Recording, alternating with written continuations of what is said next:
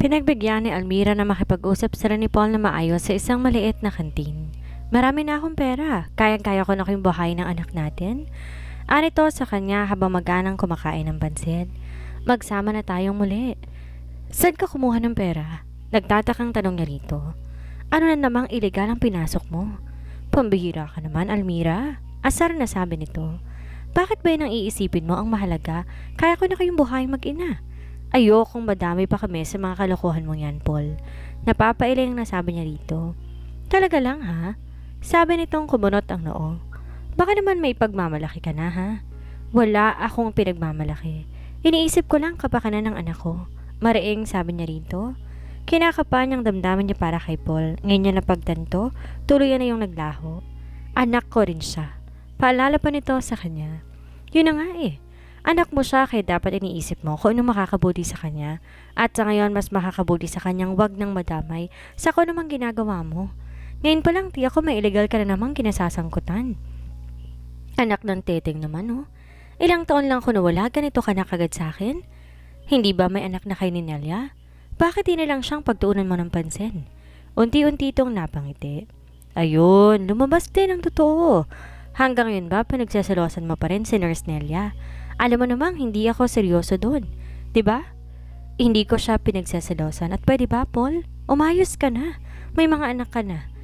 Kaya nga gusto kong ayusin ang buhay natin, Almira. Pakiusap nito sa kanya. Kaya kong ayusin mag-isa ang buhay namin mag-ina. Yung buhay mong ayusin mo. Napalaki ko ang anak natin na wala ang tulong mo kahit wag mo akong alalahanin. Dumilim ang mukha nito. So totoo pa lang yung pinsan naman ngayon ni Tyrone ang dinidiskartehan mo. Natigilan siya. Bakit ang dami nitong alam tungkol sa kanya? Matagal na ba siya nitong minamanmanan? Hindi ako titigil hanggat di ko kayo nababawi sa kung sino mang lalaki na yun. Banta nito sa kanya. At wala akong pakialam kahit bumalik na ako sa kulungan kung kinakailangan, Almira. Pahiwatig pa nito. Natakot siya. Kilala niya si Paul. Wala itong inuurungan laban. Kahit pamanganib ang buhay nito, ni hindi nga ito marunong mag-isip ng mabuti. Pabugso-bugso rin to ng damdamin kaya palagi napapaaway. And maybe it's about time para makilala na ako ng anak ko. Ano sa palagay mo? Nakangisi pa nitong tanong sa kanya. Naparanok siya. Di pa siya handang makilala ni Paul ang laking to, lalo na ngayon. O bakit ganyan ang reaksyon mo? Huwag mong sabihin kinahihiya mo ako ha, Almira. Di siya makaimik. Waling tumapang ang mukha nito. Kinahihiya mo nga ako ha? Ayaw mong makilala ako ng anak natin. Bakit? Yung pinsan ba ni Tyrone ang gusto mong magpalaki sa kanya ha? Paul, please. May karapatan ako sa anak natin, Almira. Mariing sabi nito sa kanya. Mabilis siyang tumayo. Walang patutunguhan ang pag-uusap nilang dalawa. Nagmamadali na siyang lumabas sa kantin. Almira! Tinig niyang sigaw ni Paul. Tinakbo na niya ang kinaroroonan ng kanyang sasakyan at mabilis na pumasok doon. Naangatal ang kanyang mga kamay nang patakbuhin ang kanyang kotse. Ayaw na niyang ma-involve pa ang buhay nilang mag-ina kay Paul. Mula sa side mirror, nakita niya si Paul, sakay ng motor nito at tila nais siyang sundan. Pinaharurot pa nito bago pa masundan ni Paul ang sasakyan ni Almira. Naharang na siya ng police mobile at pinara ang kanyang sasakyan. Napapakamot si Paul habang sinusundan ng tingin ang papalayong sasakyan nito. Lisensya! Anong malaking tiyan na pulis saka kumunot ang noo nang wala siyang mailabas. Nagmamaneho kang walang dalang lisensya? Nilingon nito ang mga kasamang tauhan. Hilahin yung motor ng lalaking to. Bossing, baka naman pwede natin itong pag-usapan. Naglabas si Paul ng 2,000 at pasimpleng iniabot dito. Tinanggap yun ng pulis saka tinikitan siya. Kunin mo na lang sa presintong motor mo pag may lisensya ka na. Walang nagawa si Paul kung di ang kumamot sa ulo dahil nabulilyason diskarte niya sa nagiinit ang ulo niya. Na makabalik sa hideout, sinita niya si Nelia. Alam mo namang kailangan natin ng malaking pera. Malapit na ulit akong mga anak. May iba pang pagkakataon. Mag-ingat ka kasi sa susunod at bilisan mong kilos kung ayaw mong bawiin sa atin ang down payment na ibinayad sa'yo. Sabi ni Nelia, nilingon ang panganay na anak na si Aliana, kanina pa umiiyak. Tumigil ka dyan. Wala ka nang ginawa kundi gumawa ng gumawa. Ano pa pang gusto mo? Pinakain na kita, hindi ba? Tinignan na masama ni Paul si Nelia at saka naaawa, kinarga si Aliana. Pati naman anak natin sinisigawan mo. Nakahinga na maluwag si Almira nang makitang wala na sa paningin niya ang motorsiklo ni Paul. Payapa na siyang nagmamaneho pabalik sa kondominium. Alam niyang hindi siya titigilan ni Paul. Di niya alam kung kailan ba itong paalam kay Miguel, ngunit naisip niyang di na dapat madami pa si Miguel sa problema niya kay Paul. Nang makabalik sa kondominium, nakaluto na ng pananghalian si Yaya Nida. Ikaw na lang ang mag-grocery. Sumama ang pakiramdam ko kaya umuwi na ako. Magpapahinga lang ako saglit, ibibigay ko na lang sa iyo mga listahan ng pamimilhin mo. Okay po, ma'am. Simula ngayon ako na maghahatid at susundo kay Paula. Tumango ito. Pumasok na siya sa kwarto habang hindi pa rin naalis sa isipan niya ang muling pagtatagpo nila ni Paul. Kinakapa niya sa dibdib kung may natitira pa ba siya na kahit katiting na pagmamahal dito. Dati sobra niya itong minahal.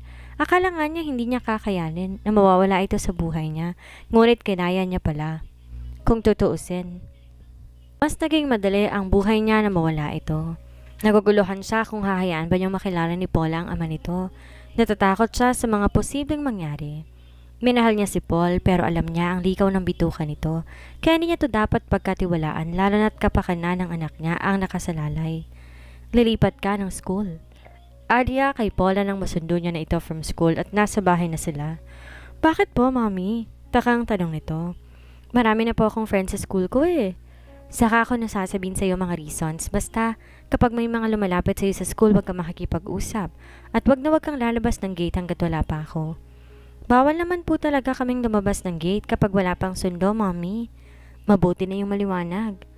Mami, may bad guys po ba kayong iniiwasan? Tanong ni Paula sa kanya. Bago pa siya makasagot, dumating na si Miguel at kagad tong sinalubong ng bata. Tito Miguel, may bad guys yatang gustong manakit kay mommy.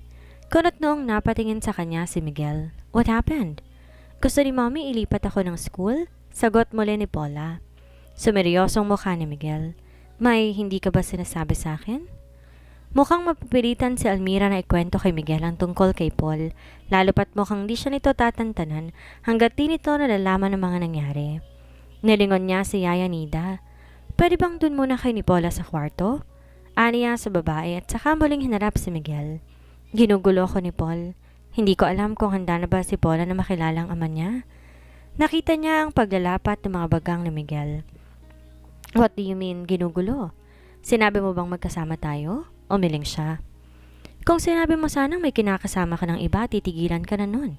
Tila may halong inis na sabi pa nito sa kanya. Baka naman kasi nagpapahabol ka rin naman sa kanya. Ewan ba niya kung imahinasyon labang niya ang nararamdamang selos sa tono ng pananalita ni Miguel nang sabihin yon. Anong gusto mong sabihin ko sa kanya? Na may kasunduan tayo? Kilala ko si Paul, mas lalo yung manggagaliite kapag nalamang hindi niya na naituloy ang sasabihin dahil bigla na lamang nitong pinutol ang sasabihin niya. Nakakunot ang noon nito habang matamang nakatitig sa kanya. Mahal mo pa ba siya? Di niya alam kung anong isasagot dahil maski siya pilit niyang pinag-aaralan ang tunay niyang nararamdaman para kay Paul. Mahal pa ba niya ito? May pait sa mga labing napangiti si Miguel na matagal siyang di niya kasagot. So mahal mo pa talaga siya? Itatama sana niyang nasa isip ito, ngunit naisip niya, baka nga mas mainam na maisip itong mahal pa rin niya si Paul. At least may boundaries sa pagitan nilang dalawa, lalo pa nga, at di niya na may pagsisinungaling pang attraction nararamdaman niya para dito. Di naman kasi siya bulag at manhid para di maakit sa kakaibang karisma nito. Pero ngayon pa lang sinasaway niya na ang kanyang sarili dahil ayaw niya magmahal ng isang lalaking malabo namang mahalin din siya. Never siyang mamalimos ng pagmamahal sa isang lalaki. Di maintindihan ni Miguel kung ba't nagagalit siya habang naiisip na may pagmamahal pa rin si Almira sa ama ng anak nito. Ganito ba kababa ang pamantay ng babaeng to para magkagusto sa isang lalaki na hindi kayang buhayin ng sarili at kinakailangan pang manggamit ng ibang tao para lang magkapera? Napakayom ang kanyang mga palad. Sa bagay, birds of the same feathers flock together. Ika nga dahil ganon pa rin naman si Almira, hindi ba? Ginamit ito si Tyrone para lang sa pansariling mga pangarap. Ang mga gantong babae hindi dapat minamahal and yet nag-aalala siya sa kalagayan ni Paula. Wala siyang tiwala sa tatay nito at di siya makakapayag na magagamit ng lalaking yon ng bata. Nilipat natin ang eskwelahan si Paula ngayon din. Ako nang bahalang umayos ng lahat. Kukuhanin ko rin kayo ng mga bodyguards, aniya rito. Di ko kailangan ng bodyguards. Kaya kong sarili ko. Protesta ni Almira sa kanya.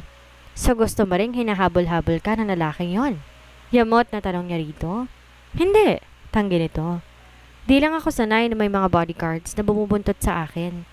Hanggat nasa poder kita, ako ang magdedesisyon para sa inyo. Besides, pananagutan ko kapag napahama kayo mag-ina. Pinal na sabi niya rito at mabilis nang pumasok sa kanyang kwarto. Kaagad niyang tinawagan si Rex para asikasuhin ang paglipat ni Paula sa ibang paaralan. Inutusan niya rin tong magpadala ng 4 na bodyguards, 2 para kay Paula, 2 kay Almira. Wala pang isang oras na ayos na ni Rex ang paglipat ng bagong eskwelahan ni Paula. Kaagad niya yun ipinaalam kay Almira. Nagulat ito sa napakabilis na proseso. Basta may pera, madali lang ang lahat, aniya rito. Sa bagay, mapakla ang ngiting sabi ni Almira sa kanya. Di ka nga pala ordinaryong tao. Isa ka nga palang Stevenson. Anito. Inakala ni Almira na si Paula ang kumakatok sa kanyang kwarto. Kaya binagbuksan niya ito kahit nakatapos lang siya ng tuwalya. Katatapos lang kasi niyang maligo at nagpapatayo siya ng buhok nang may marinig siyang kumatok sa pinto. Laking gulat niya na si Miguel ang mabungaran. Nahalata marahil ni Miguel na bigla siyang na-conscious. Don't worry, never pa akong na-rape. Matabang nasabi nito sa kanya. Anyway, mamayang hapon may lakad tayo. Sabi nito na bahagyang napatingin sa may dibdib niya.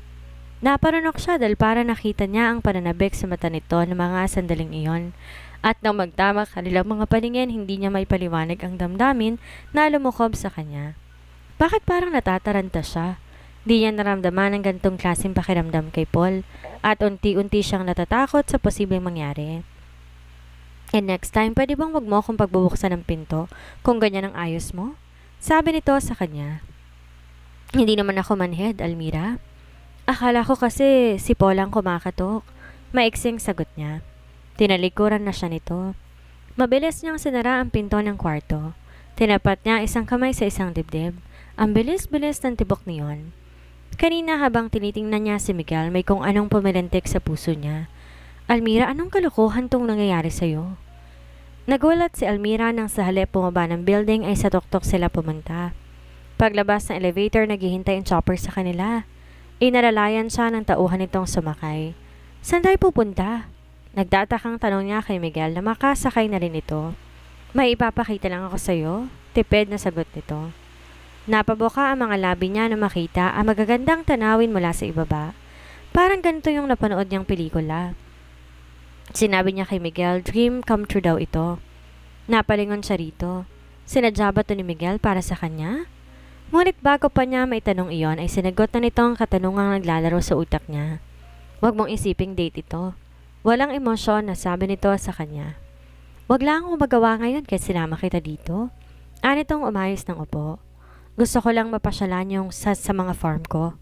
Don't worry, hindi ko naman iniisip na nagde-date tayo. Ani nga at saka lumaki ang mga mata. Farm mo yung nasa ibaba? Wow, ang ganda.